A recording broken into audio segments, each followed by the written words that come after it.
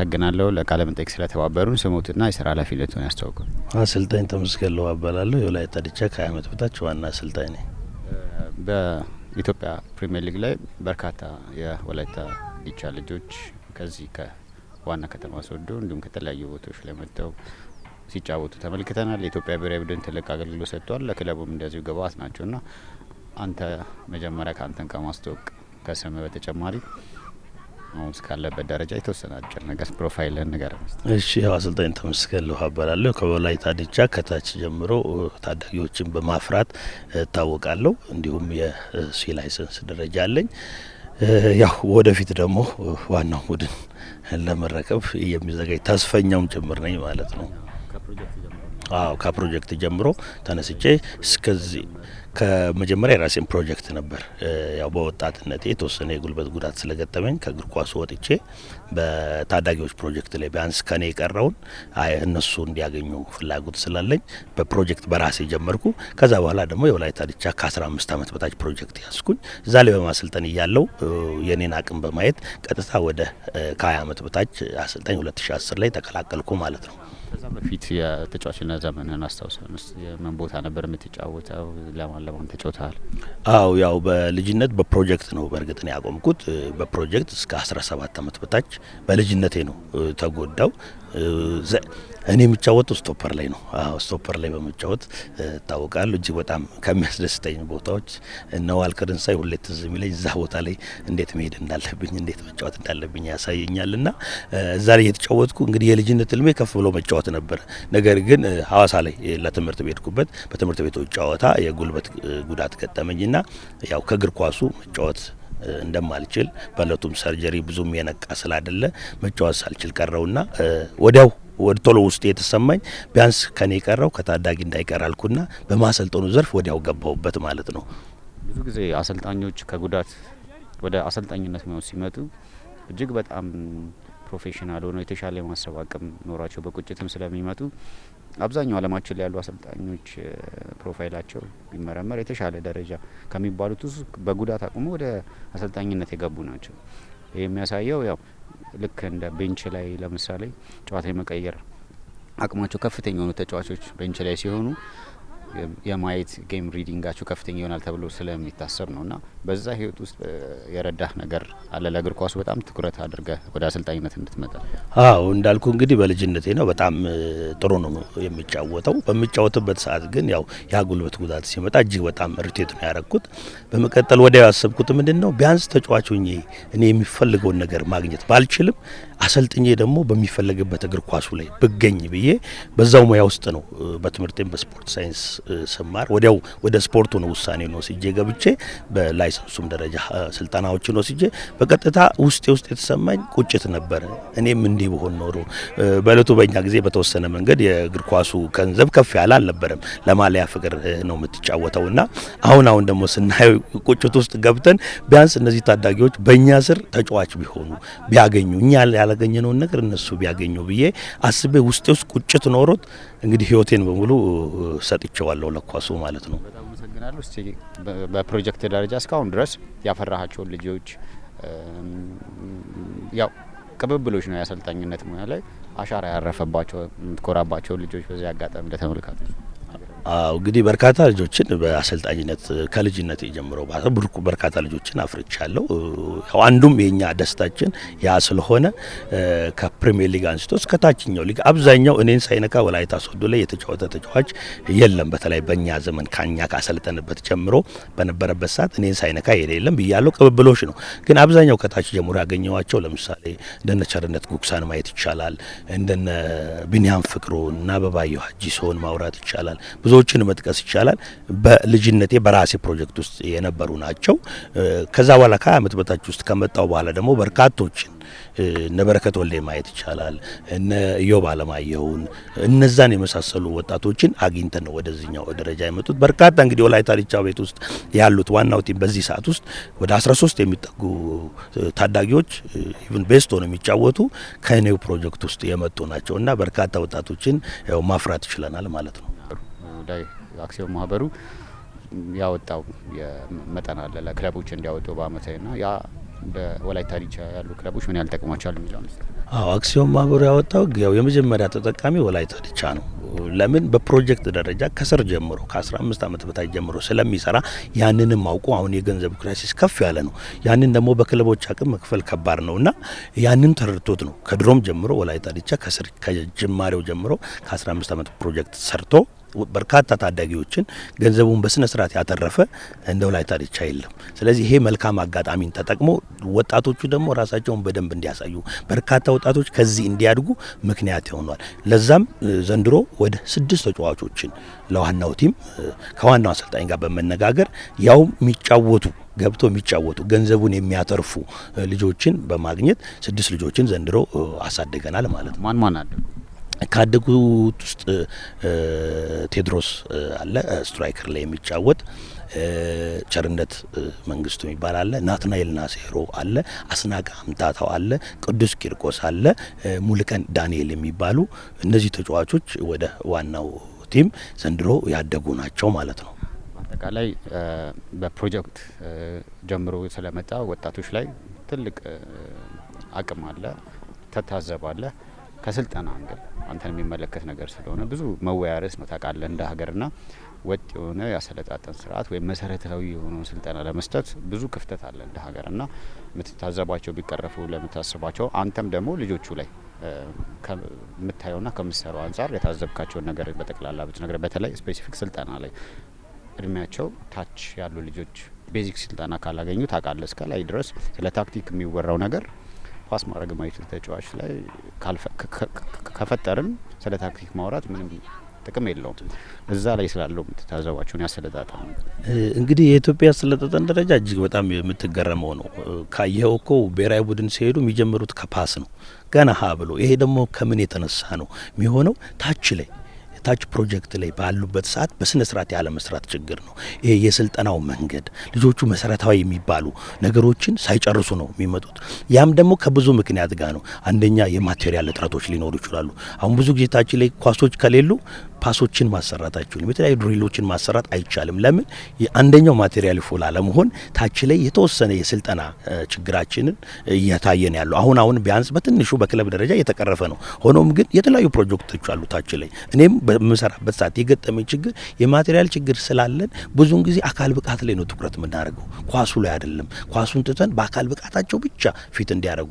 ደግሞ እግር ኳስ አካል ብቃት ብቻ ሳይሆን መሰረታዊ የእግር ኳስ ሰው ማቆም ካልቻለ፣ መስጠት ካልቻለ፣ ወደ ሹት ማድረግ ካልቻለ፣ ወደ ጎል መምታት ካልቻለ፣ ድሪብል ማድረግ ካልቻለ እንዴት አድርጎ መጫወት ይችላል ሲያድግ? ስለዚህ መሰረታዊ ችግር የሚሆነው ታች ላይ በስነ ስርዓት ያለ መስራት ችግር። ይሄ ንጽብራቃችን ብሔራዊ ቡድናችን ነው። የተሻለ የኳስ ፍሰት፣ የተሻለ የማቆም አቅም፣ ኢቨን ፈርስት ታቻቸው ጥሩ አለመሆን፣ ይሄ ሁሉ መሰረት እንግዲህ ታች ላይ ያልጨረስከውን ነገር መስራት ስለማይችል ታች ላይ እኛም ያንን ተረድተን ታች ላይ ብዙን ትኩረት የምንሰጠው አካል ብቃት በ15 ቀን ውስጥም ሊመጣ ይችላል፣ በሂደት ፕሮግረስ ነው።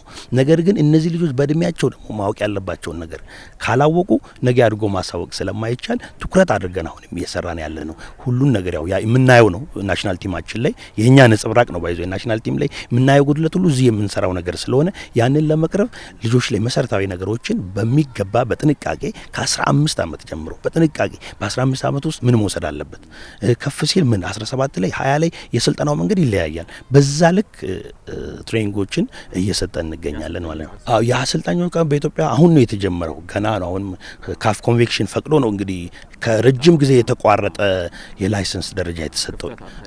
ይሄ ደግሞ ትልቅ ክፍተትን ፈጥሯል። ባይዞ ለምን እግር ኳስ ማለት በየቀኑ አፕዴት የምታደርገው ነው። ፈረንጆች ጋር ካየ በሁለቱ በአንድ እሁድ የሚጫወቱ ጨዋታ ላይ አዲስ ነገር ነው የምታገኘው። እኛ ሀገር ደግሞ ሲመጣ ከብዙ ርቀት በኋላ ነው የሚደርሰን። ስለዚህ ያው ሰው ራሱን ብቻ አፕዴት ማድረግ አለበት ባይ ነኝ። አሁን የጊዜው ቴክኖሎጂ ነው። በቴክኖሎጂ በመጠቀም እነሱ የደረሱበት እንኳን ባንደርስ መቅረብ ይቻላል።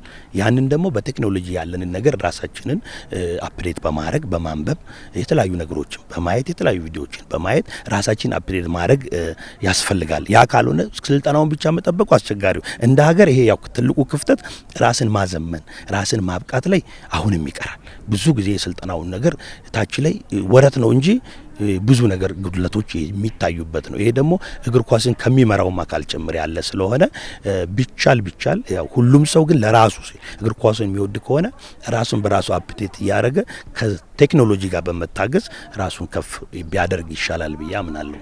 አዎ እንግዲህ ያው ሁሉም ሰው የራሱን ሆቢ አለው። እኛም ወደዚህ አላማ ስገባ ያው እኔም አሰልጣኝ ሆን ነው። አሰልጣኝ ደግሞ ከፍ ብለን ያው ሁላችንም ህልማችን የኢትዮጵያን ብሔራዊ ቡድን ማሰልጠን ነው እንደ ህልም። እኔም ደግሞ ባለውበት የመጀመሪያ የኢትዮጵያ ብሔራዊ ቡድን አሰልጥኜ ለሀገሬ የሆነ ነገር አረኩ ብዬ አልፎም የሚገደብ አይደለም። ከቻልን አቅሙ ካለን አቅማችንን በማሳየት አሁን ይሄዱ ያሉ ይታዩ እነ ሰላም ዘራይን ማየት ይቻላል። የ20 ዓመት በታች ሴቶች ብሔራዊ እነ ብርሃኑን ማየት ይቻላል። ወደ ተለያዩ ሀገር መሄድ የሚቻልበት እነ ፍሬው ከነዛ እንደሄዱት ልክ እኛም የኔም እድል ወደዛ ሄዶ ማሰልጠን ነውና እንደ ሀገር እኔም የተሻለ ነገር አበርክቼ የተሻለ ብሔራዊ ቡድን የምናይበት ይሆናል ብዬ ወደፊት አስባለሁ።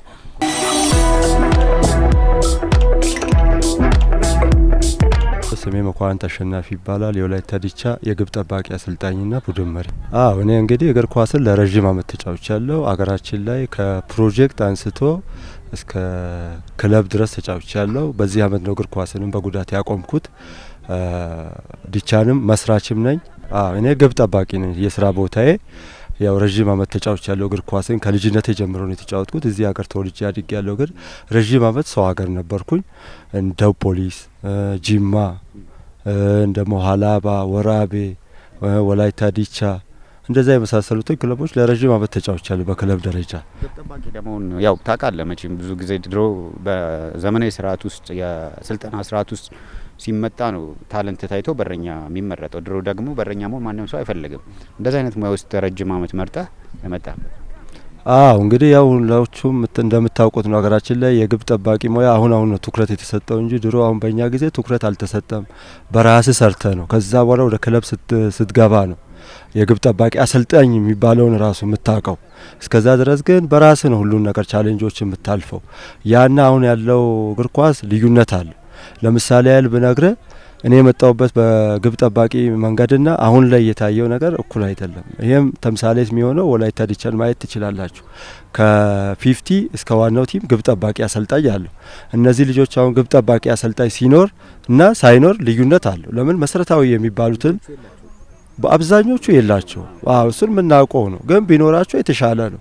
ለምን ከናንተ የሚደበቅ ነገር የለም። እሱ ምንድነው ናሽናል ቲም ላይ ግብ ጠባቂዎች ስህተት ሲሰሩ ማይሆን ነገር ሲሰሩ እናያቸዋለን። ያ መሰረታዊ ከስር ጀምሮ ስላልመጡ ነው። ያን ችግርም ለመቅረፍ ነው። ዲቻ አሁን እንዳያችሁት ከ50 ጀምሮ እስከ ዋናው ቲም ግብ ጠባቂ አሰልጣኝ አለ። ያንን ደግሞ እኛም ምንችለውን እንደሞ ምናቀውን ቢያዝም ብሎ ላይ ሄዶ ግብ ጠባቂ ከሚያገኙ እኛም ያለፍነውን ያንን ህይወት ተሞክሯችን ከኛ ትላልቅ አሰልጣኞች ጋር ስለሰራን ያንን ነገር ለልጆች ሼር አድርገን ቀርጸን ብንልክ እዚህ ያየው ነገር እዛ አይከብደውም ብለን በማሰብ ነው። ክለቡ ከዚህ አንጻር ነው ሁሉም ቦታ ላይ ሁሉም ዲፓርትመንት ላይ ሰው አሉ። ከዚህ አንጻር በጣም አመሰግናለሁ። ወደ ጎል ኪፐር ኮችነት ያው በልምድ ነው ወይ ስልጠና አግኝተሃል? አገራችን ላይ ችግር ስላለ ብዙ ያው የፋስት ትራኮች በምን ስልጠና በትልቅ በኤሊት ደረጃ ይመጣሉ። የጎል ኪፐር በግል ኮኔክሽን ነው የሚመጡት። እንደዚህ አይነት ነገር ጎል ኪፐር ትሬኒንጎችን እኔ እንግዲህ እንዳልኩት ቅድም ዘንድሮ ነው እግር ኳስን ያቆምኩት። ከክለቡ ጋር ተነጋግሬም ነው ወደዚህ የመጣሁት። የምኖረው ሀዋሳ ነው። የዚህ ሀገር ተወላጅ ቦል እዛ ነው ረጅም ዓመት የቆየሁት እና የመጀመሪያውን የግብ ጠባቂ ኮችነት ወስጃለሁ። ግን ከዚህ በኋላ ወደ ኮችነት ገና መንደርደሪያ ስለሆነ የሚመጡትን የኮችነት ስልጠናዎችን የመውሰድ ግዴታ አለብኝ። ራሴን አበቃለሁ፣ እለውጣለሁ። እንደ ወደፊት በትልቅ ደረጃ በግብ ጠባቂ ያው የራሴ ፊልድ ስለሆነ ብዙ ስለማይከብደኝ በዛ ደረጃ ራሴ እለውጣለሁ ብዬ ማስብ ከሆነ የተሻሉ የኮችንግ ትሬኒንጎችን ኮርሶችን በመውሰድ ራሴን አበቃለሁ ብዬ አስባለሁ። የማን አድናቂ ነህ? ከኢትዮጵያ ጎል ኪፐር ያው ትልልቅ ሌጀንዶች አሉ በኢትዮጵያ ታሪክ ውስጥ የእግር ኳስ ታሪክ ውስጥ ከነ ደሳለኝ ጀምሮ እና ሊም አሉ። ብዙ መጥቀስ ይቻላል። በአንተ ማንን እያየ ነው ያደግከው? እኔ እንግዲህ እንዳልከው ሲነር ግብ ጠባቂዎችን እያየው ነው ያደግኩት። እኔ አድናቂ የነበርኩት አጠገቤ ስላለ አሁን እኛ አንድ የወላይታ ግብ ጠባቂ ያለ ጌታውን ታደሰ የሚባል አሁን ኢትዮጵያ ውስጥ የለም። እንትን ይጫወት ነው ጊዮርጊስ ተጫውቷል። ረጅም ዓመት ተጫውቷል። ጎበዝ። እሱን እያየን ነው ያደግ ነው። ግን ጌታውን ታደሰ የወላይታ ልጅ ነው። እሱን ያው አጠገባችን ስላለ ድሮም እንዳሁኑ ዲኤስቲቪ የለም፣ የሚዲያ አማራጮች ስለሌሉ አጠገቤ ያለውን ነው የምታየው። ግን ከዛ በኋላ ማቹርድ ስትሆን ተለቅ እያልክ ስትሄድ ወጥተህ ስትጫወት ምናምን ብዙ ግብ ጠባቂዎች አሉ። እነ ሳዳት አሉ፣ እንደ ደያስ፣ እንደና አጥናፉ ያሉ ትላልቅ ግብ ጠባቂዎች እነሱ አሪያዎቼ ነበሩ። ጥሩ ግብ ጠባቂዎች ነበሩ። እነሱን በማየት በጣም አመሰግናለሁ። ዘንድሮ ስለጀመርክ ያው ከዚህ በኋላ ብዙ ጎል ኪፐሮችን ለኢትዮጵያ ለማበርከት ጥረት እንደምታደርግ በአንተ ዘመን ያላጋጠመን ለአዲሱ ትውልድ እንደምሰጥ ተስፋ እናደርጋለን። ወደፊት በኢትዮጵያ ብሔራዊ ቡድንም በወጣቱም በዋናውም እንገናኛለን። ጠንክረ ከሰራ የማደርስበት ምክንያት ስለሌለ ህልምህን ንገረንና ያው ህልሜ መጀመሪያ ምንድነው ህጻናት ላይ ነው የመጣሁት። መስራት የምፈልገው ከነሱ ነው መነሳት ያለብን። መነሻክ ወዲያው ትልቁ ለመሄድ የለብን። ህጻናትን አፍርተ እነሱ ሲለወጡ የተሻለ ቦታ ሲደርሱ ስታይ ከምንም በላይ የሚያስደስት ነገር አለ። ለምን እኔ የዛኔ በእንዲህ አይነት ደረጃ እኔ ባለሁበት እኔን እንደዚህ ቀርጾ የሚያሳድገኝ ሰው ቢኖር የተሻለ ቦታ ደርሳለሁ ብዬ አስባለሁ። ግን አሁን እኔ አላማዬም ትኩረቴም እንደምንትንም ብዬ ያስኩት እነዚህ ላይ ሰርቼ ከስር ያሉ ችግሮች እኔም ጋር ያሉት ነገሮችን ልጆች ጋር ያሉትን ቀርፌ የተሻለ እስከ ናሽናል ቲም መሄድ በእኛ ፊልድ የሚከብድ አይደለም። ለምን የግብ ጠባቂ አሰልጣኝም በክለብም እንደ ሀገርም ጥቂት ናቸው። በብዛኛ ቲሞች ስለሌላቸው ራሴንም ከዚህ ደረጃ አንስቼ እስከ ናሽናል ቲም መሄድ ምንም የሚከብድም ነገር አይደለም። ዋናው ምንድነው አንተ ራስህን ጠንክሮ መስራት፣ ኮርሶች ሲመጡ መውሰድ፣ ከተሻሉ አሰልጣኞች ጋር የራስን ቼን መፍጠር፣ ለመማር ለማስተማር ሳይሆን ለመማር ራስን ሬዲ ማድረግ ዝግጁ ማድረግ ነው። በጣም አመሰግናለሁ። የረሷት ነገር ስላለች ነው። ጎል ኪፐር የሆንከው በምን አጋጣሚ ነው? አሰልጣኝ መልምሎ ነው? በራስ ፍላጎት ነው? መጀመሪያ አስተውሰኝ እሷ። አዎ ግብ ጠባቂ የሆንኩት በአጋጣሚ ሰፈር ውስጥም ስንጫወት እንደዚህ አንዳንዴ ሳንቲም ምናምን አስይዘት ይጫወታል። ስትጫወት መበላትን ስለማልፈልግ መሸነፍን ስለማልፈልግ እንደውም ወደ አጥቂ ነበር የሚጫወተው። ወደ ኋላ መጥቼ ቆም ነበር። ገዛ አጋጣሚ እንደ ድንገት ሆኖ የመጀመሪያ ፕሮጀክት አንደር 30 ምናምን ሀገራችን ለመጥቶ ምርጫ ሲያረግ ዝም ብዬ ሄድኩኝ። ለሜዳውም ለሰፈሬ ቅርብ ስለሆነ በአጋጣሚ ሄድኩኝ። እዛ ላይ ታየው። በግብ ጠባቂነት ከአንዳንድ ነው የተያዝኩት። እዚህ ሶዶ ወላይታ ዋናው ስቴዲየም ነበረ። ከአንዳንድ ተያዝኩኝ። ከዛ ከሰርቲ ጀምሮ 50 70 እያልኩ ራሴን ወደ ላይ ላወጣ ቻልኩኝ። በጣም አመሰግናለሁ። መልካም የስራ ጊዜ ይሁንልኝ።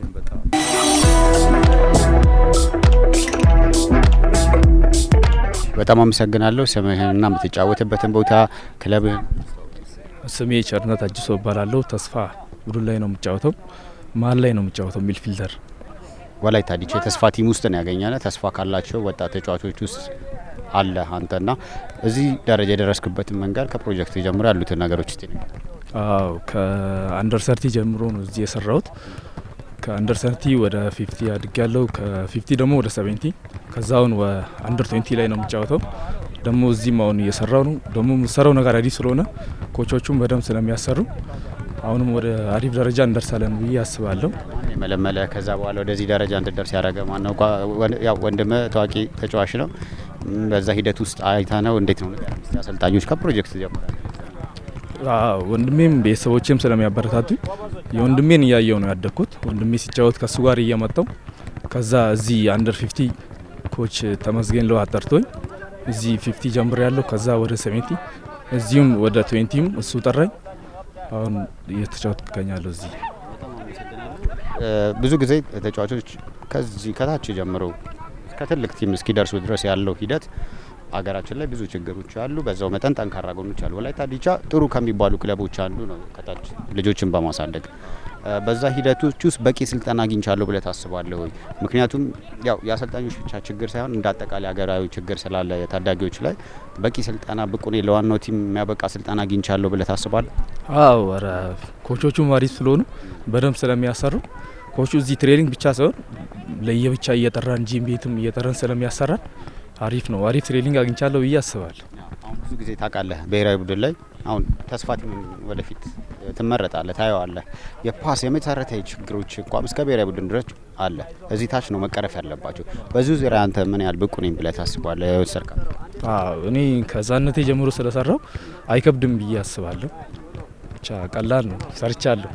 ብሔራዊ ቡድን ደረጃ የደረሱም ሊሆን ይችላሉ። ከስር ማንን እያየን ያደግከው? እንደምን እንዳለው ነው። የማን አድናቂ ነህ በዚህ ሰዓት? የሱራፌል። በተጨማሪ ወንድሜን እያየው ስላደኩኝ የሱም አድናቂ ነው። አንድ የሚድፊልድ ተጫዋች ምን ማሟላት አለበት ብለህ አስባለህ? አሰልጣኞች ራሳቸው አስቀምጠው እዛ ቦታ ላይ አሪፍ ነው ብለው ነው ወይስ ያንተ የልጅነት ምኞት ሚድፊልደር? አይ ምኞቴ ሚድፊልደር ነበረ። እኔ ቅድም እንደነገርኩኝ ከሆነ የወንድሜን እያየው ስላደኩኝ እሱ ደግሞ ከዛነቱ ጀምሮ እሱ ሚድፊልደር ነበረ። እሱን ስላየው ችግር የለውም በሚድፊልደር ፈልጌ ነው። ደግሞ አሪፍ ቦታ ነው ብዬ አስባለሁ። ደስ ይለኛል። ወደፊት በኢትዮጵያ ብሔራዊ ቡድን በአጠቃላይ በውጭም ያለህን ህልም ፕሮፌሽናሊዝም ታውቃለህ፣ ከዚህ እድሜ ነው የሚጀመረው። ያናኗር ስታይል አጠቃላይ ብዙ ነገሮች አሉና በዛ ላይ ያለ እንደ ራስህ የምትነግረን ነገር? አዎ ምኞቴ ከሀገር ወጥቼ መጫወት ነው። ደግሞ አሳካዋለሁ ከሰራው፣ እግዚአብሔርም ይረዳኛል። ደግሞ ለኢትዮጵያ ብሔራዊ ቡድን እጫወታለሁ ብዬ አስባለሁ። አገልግሎት የኢትዮጵያ ቁጭት ሊኖር ይገባል። ያው ውጪ ላይ መሄዱ ብቻ ሳይሆን ኢትዮጵያ ብሔራዊ ቡድን ብዙ ተጫዋቾች አሉ ኢትዮጵያ ውስጥ፣ ግን ውጤት ሊመጣ አልቻለም። እናንተ አዲሱ ጄኔሬሽን ነው ውጤት ማምጣት ያለባችሁ። ተመሳሳይ የላይፍ ስኪል አለ እግር ኳስ ላይ፣ ወጣ ብለ ደግሞ የተሻለ ለሀገር የሚጠቅም ስራ መሰራት አለበት በዚህ እድሜ። ከዛ አንጻር የምታስተላልፈው ለወጣቶች ትምህርት ካለ? ወጣቶች በዚህ ሰዓት በደንብ አድርጎ መስራት አለባቸው። ሌላ ነገር ማየት የለባቸው። በዚህ ሰዓት ብዙ የሚያሳስት ነገር አለ። በዛ ላይ ትኩረት ሰርቶ ኳስ ብቻ አስበው ከሰሩ ችግር የለውም፣ ግን ሌላ ነገር እንትን ባይላቸው አሪፍ ነው። ብቻ ችግር የለውም። ጠንክረን ደግሞ ከሰራን ፈጣሪም ይረዳናል፣ ደግሞ እናሳካዋለን። በጣም አመሰግናለሁ። ወደፊት በኢትዮጵያ ብሔራዊ ቡድን ደግሞ ተመርጣ ቃለ መጠይቅ እንደማደርግልህ ተስፋ አደርጋለሁ። በርታ። እናመሰግናለን።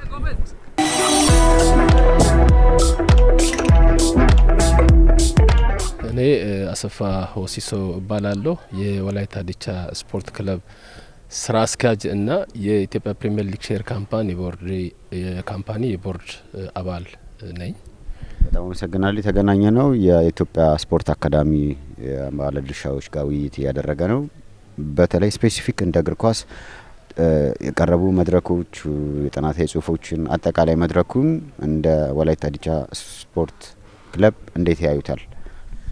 እኔ እንግዲህ ያው አጠቃላይ የአካዳሚው አሰባስበው ባለድርሻ አካላት ጋር ውይይት የ10 አመት ስራውን ለማስገምገም ማቅረቡ ትልቅ ፋይዳ አለው። እኔ ልክ አካዳሚው ራሱን ስራ ሲያይ በአካዳሚው መሰረት አድርጌ የራሴንም ስራ ኢቫሉዌት ያደረጉበት መድረክ ነው። መድረኩ በጣም ጥሩ መድረክ ነው። ሌላው ደግሞ መድረኩን ይሄ ፕሬዘንት ያደረጉ ሰዎች ባለቤቶቹ በአሰልጣኝነት ያሉ ውጤታማ የሆኑ ሰዎች መሆናቸው በራሱ ተሳታፊው በደንብ ተሳትፎን የሚስብ መሆኑ ትልቅ ጥሩ ሆኖ አግኝቼዋለሁ። እንደ አጠቃላይ እንግዲህ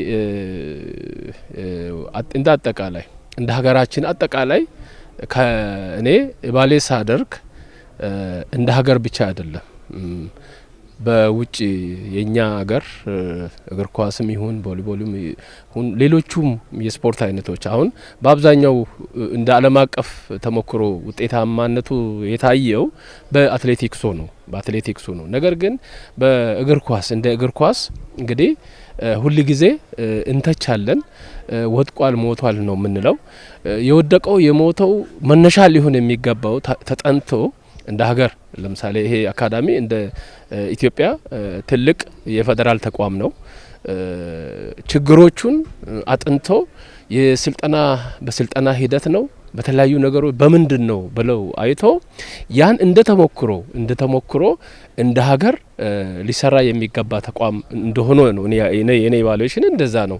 ስለዚህ ምንድነው በዛው ልክ በምናይበት ጊዜ ግን ኖርማሊ ብዙ በራሴ ኢቫሉዌሽን ብዙ ስራዎች ቢኖሩ እንኳን እንደ ሀገር ከውጭ ሀገር ተሳትፎ ጋር በምናይበት ጊዜ አካዳሚው ክለቦችም ሌሎቹም የሰሩት የሉም የሚል ነገር ነው የገባውት። ለምሳሌ እኔ የራሴን ክለብ በምናይበት ጊዜ ልክ የአካዳሚው እኩል እድሜ ነው ያለው። እኛም ፕሮጀክት ጀምረን ከአንደር 15 አንደር 17 አንደር 20 ጀምረን በ2005 ጀምረን እስካሁን ድረስ ባለው ከ400 በላይ ወጣቶች በኢትዮጵያ ባሉ ሊጎች ላይ ፕሪሚየር ሊግ፣ ከፍተኛ ሊግ፣ አንደኛ ሊግ ላይ በየአመቱ እየተሳተፉ ሀብት እያገኙ በአካባቢ ኢንቨስት የማድረግ ስራ ሰርቷል። ትልቅ ስራ ሰርቷል። አሁንም እየተሰራ ነው። አሁን ካረንትሊ ከብሔራዊ ቡድን ተሳትፎ ከ7 ያላነሱ የኛ ፕሮጀክት ልጆች አሉ። ይሄን ኢቫሉዌት ሲያደርግ የአካዳሚው ትላንት ሲያቀርብ አይቻለሁ። የኛን ሳይ የበለጠ ጥሩ ስራ እንደተሰራ ብዬ ነው መገመገመው። ለምንድን ነው አካዳሚው እንግዲህ ሙሉ ነገር ተሟልቶለት ነው። ከሀገር ነው ሰለክት የሚያደርገው፣ ከአጠቃላይ ኢትዮጵያ ነው ሰለክት የሚያደርገው። ስራውን እየገበገበ በባለሙያ እያስጠና ምን እያለ እያሻሻለ የሚሄድ ነው። ትልቅ ሳይንስ እስከ ዶክተር ድረስ አሰልጣኞች ተቀጥሮ የሚሰሩበት ነው። እኛ ግን ይህን ስራ ስንሰራ እነዚህን ሁሉ ለማሟላት ችለን አይደለም። እነዚህን የአካዳሚውን ያህል እንኳን አሟልተን ብንሄድ ኖሮ የበለጠ ልንሄድ ይችላል። ግን የኛም ይሁን የአካዳሚው የሌሎችም ክለቦች ፕሮጀክት ይሁን በእግር ኳሱ በምናይበት ጊዜ በቮሊቦሉም በተለያዩ ኳስ ጨዋታዎች በምናይበት ጊዜ እንደ ሀገር ቆም ብለን ማየት አለብን የሚል ሀሳብ ነው ያለኝ እኔ። ለምን እንደ ሀገር ውጤታማ አልሆንም? ምክንያቱም በዚች ውድድራችን ተሳትፏችን ሁሉ በኢትዮጵያ ውስጥ ነው። ከኢትዮጵያ ውጭ በሚደረጉ በተሳትፎ ላይ ውጤታማ የሆነ አይደለም። ምክንያቱም እንደ ሀገር ሰርተን ማምጣት አለብን እና አካዳሚው ግን ያን ተሳትፎ በማድረግ ያን አድርጎ ለምሳሌ እኛ ተሳትፎ በቮሊቦሉ በእግር ኳሱ በተለያዩ ጨዋታ አይነቶች ምን ይመስላል፣ አትሌቲክሱም ብቻ አይደለም ምን ይመስላል ብለው ቆም ብሎ ስልጠናውንም ከውጭ ሀገር ተሞክሮ አምጥቶ ጭምር ሙከራ የሚደረግበት ቦታ ነው መሆን ያለበት። ሪሰርች የሚደረግበት ቦታ ነው። የነሱ ውጤት ወደ ሌሎች ክለቦች የሚተላለፍበት ሰንተር ነው መሆን፣ እንደዛ ነው መታሰብ ያለበት እንጂ አካዳሚ አሁን ባለው ቁመና ብቻ መታየት የለበትም የሚል እምነት ነው ያለኝ እኔ። በጣም አመሰግናለሁ። ትልቅ ሀሳብ ነው። ጠንክረው እንዲሰሩ የሚያሳስብ ነገር ስለሆነ የመጨረሻ ላርገውና ወላይታ ዲቻ እግር ኳስ ክለብ በኢትዮጵያ ውስጥ በርካታ ወጣቶች የሚፈሩበት እግር ኳስ ክለብ ነው። በሊግ አክሲዮን ማህበሩ አንዳንድ የፋይናንስ ውሳኔዎች ከተወሰኑ በኋላ ተጠቃሚ ከሆኑ ወይም ከዛም በፊት እንደዛ አይነት ትሬንዶች ስላሉ የበለጠ ብዙ ልጆች ወደ ዋናው ቲም አድገው ወደ ሌሎችም እንደሄዱ አድርጓልና ውሳኔውና የዚህ አመት አቋማችሁን እንዴት ታያላችሁ? አንዳንዴ ያው ከውጤትም ጋር ብቻ ስለሚገናኝ ውጤት አልመጣም ማለት መታገስም ስለሚያስፈልግ ይህን ነገር እንዴት እያያችሁት ነው ጉዟችሁን? እኛ እንግዲህ አላማ አለን። ክለቡ ሲመሰረት 2 አላማን መሰረት አድርገው ነው የተመሰረተው። አንደኛው ክለቡ እንደ መሸጋገሪያ ሆኖ የአካባቢ ወጣቶች በስፖርት ኢንዱስትሪ ላይ በእግር ኳስም በቮሊቦልም ኢንዱስትሪ ላይ ተቀጥሮ ሀብት እንዲያገኙ ሌላ ተጨማሪ ገቢ ለአካባቢ ወጣቶች እንዲሆን ታሳቢ አድርገን ነው። ሁለተኛው ደግሞ በዚህ በአገር አቀፍ ውድድሮች እየተሳተፈ አካባቢውን እንዲያስተዋውቅ ነው። እኔ ሁለቱም ለኛ ተሳክቶልናል በሂደት። ነገር ግን ምንድነው እንደኛ አላማ ኖሮት ሌሎች ክለቦች ባለመስራታቸው ምክንያት ብዙን ጊዜ የኛ መስራት ብቻውን በቂ አይደለም። እንደውም ሰው አትገዙም ምን አትኑም እየተባልን ብዙ ጊዜ እንተቻለን። ደግሞ የተወሰነ ወጣ ያሉ ልጆችን ደግሞ ከታዳጊዎች ጋር እያገናኘን ክለቡም እንዳይወድቅ ትንሽ ገንዘብ ስናወጣ ልክ ሌላ ቦታ ያለውን ችግር ልክ እንዳለ ያድርጉ ሁሉንም ክለብ በኩል አይነት አይቶ ይሄ የመተቸት የመሳደብ ምን አለ። ነገር ግን ምንድነው እኛ አሁን ይሄ የሼር ካምፓኒው ያወጣውን ህግ ብቻ አይደለም።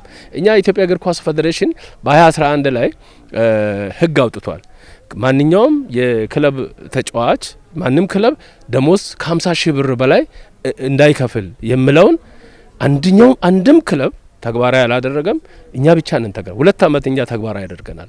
ይሄንን ስናደርግ እኛ ስለምንሰራ ነው ተግባራዊ ያደረግነው። ወጣቶች ላይ ስለምንሰራ ስለማንቸገር ኖርማሊ ከአላማ አንጻር እየሰራን ስለነበረ አልተቸገርንም። ስለዚህ ምንድነው አሁንም ቢሆን ሼር ካምፓኒው ህግ አውጥቷል። ከአምና ከዘንድሮ በዚህ ሊግ ውድድር ላይ ተሳታፊ የሚደረገውን ህግ አውጥቷል። ህጉን ሁሉም 18ቱም ክለብ አሁን የነበረው ከወልቅጤም ጭምር 18ቱም ክለብ ህጉን ተግባራዊ አድርገው ፈርሞ ሄደዋል። ነገር ግን ከዛ ውስጥ ተግባራዊ ካደረጉት 5-6 ክለብ ሊሆን ይችላል። ከዛ ሌላ ሁሉ ህጉን ተግባራዊ አላደረገም። ሊጉን ውድድሩን በምናይበት ጊዜ በከፍተኛ ወጪ ያወጣው ዝቅተኛ ያወጣው በተመሳሳይ ደረጃ ነው። ስለዚህ ምንድነው የሀገራችን የእግር ኳስ ይሄ በነበረበት ይሄዳል። ስለዚህ ምንድነው ይሄ ህግ ሲወጣ እንደ ሀገር ታስቦ ነው። ለምን ወጣቶችን ለማፍራት አዳዲስ ሰው ለማምጣት ይሄ ህግ ተቀምጦ ቢሄድ ውጤታማ ሊሆን ይችላል። ሀብት ደግሞ ያገኙ ትልቅ ደረጃ የደረሱ ደግሞ ወደ ሌላ ኢንቨስትመንት ገብተው ወደ ስራ እየገባ ቢሄድ ኖርማሊ አዳዲስ ሰው ቢመጣ የኢትዮጵያ ብሔራዊ ቡድንም የተሻለ ሰው ሊያገኝ ይችላል ከማለት ነው ይሄ ህግ የወጣው እንጂ ገንዘብ መሰረትን አድርጎ ብቻ አይደለም፣ ውጤትን መሰረት ብቻ አይደለም። ምክንያቱም ጥናት ተደርጓል። ከአፍሪካ አጠቃላይ ጥናት በተደረገው ጥናት እኛ በገንዘብ ክፍያ 3ኛ ደረጃ ነው ኢትዮጵያ ያለው። ያ ማለት የሌሎቹን የኳስ እድገቱን በምናይበት ጊዜ እኛ የምናወጣው ገንዘብና ኳሱ ደግሞ ለህብረተሰቡ የሚታየው ነገር አብሮ የማይሄድ ስለሆነ ጥናት ተደርጓል። ይሄ ጥናት እንግዲህ ተግባራዊ እንዲሆን ይሄ ህግ ተግባራዊ እንዲሆን አሁንም ትልቅ ትግል ይጠይቃል። መንግስትም ሌላውም አካል በዚህ ላይ ተሳትፎ ይሄ ነገር እንደ ሀገር ጠቃሚ ስለሆነ ለምን አዳዲስ የትም ቦታ አንተ አካዳሚም ላይ ስራ ክለብልም ሳይ ስራ አዳዲስ ሎ መምጣት ካልቻለ በነበረው እየተሽከረከረ ያሉ የነበሩ ፕሮፌሽናል የሆኑ በአሰልጣኞች ምክንያት እየተሽከረከረ ቢሄድ ሊጋችን በነበረበት ነው እንደ ሀገርም ውጤት ልናመጣ ስለማንችል ቆም ብለን ከትችብ ባለፈ ስፖርታችንን ለማሳደግ ህብረተሰቡን ተሳትፎ ማድረጋል። ልክ በእንደዚህ አይነት ደግሞ የሚሰራ ክለብ መበረታታት አለበት። በመንግስትም በፌዴሬሽንም በደጋፊው መበረታታት አለበት። ተቃራኒ ነው አሁን እየታየ ያለው። ስለዚህ ያ መሆን አለበት የሚል ሀሳብ አለኝ። በጣም ነው ማመሰግነው። ወደፊት ደግሞ አዲስ አበባ ስቱዲዮ ተገናኝተን ሰፊ ስለ ኢትዮጵያ እግር ኳስ ቆይታ እንደምናደርግ ተስፋ አረጋለሁ። ለሰጡኝ ጊዜ አመሰግናለሁ በጣም።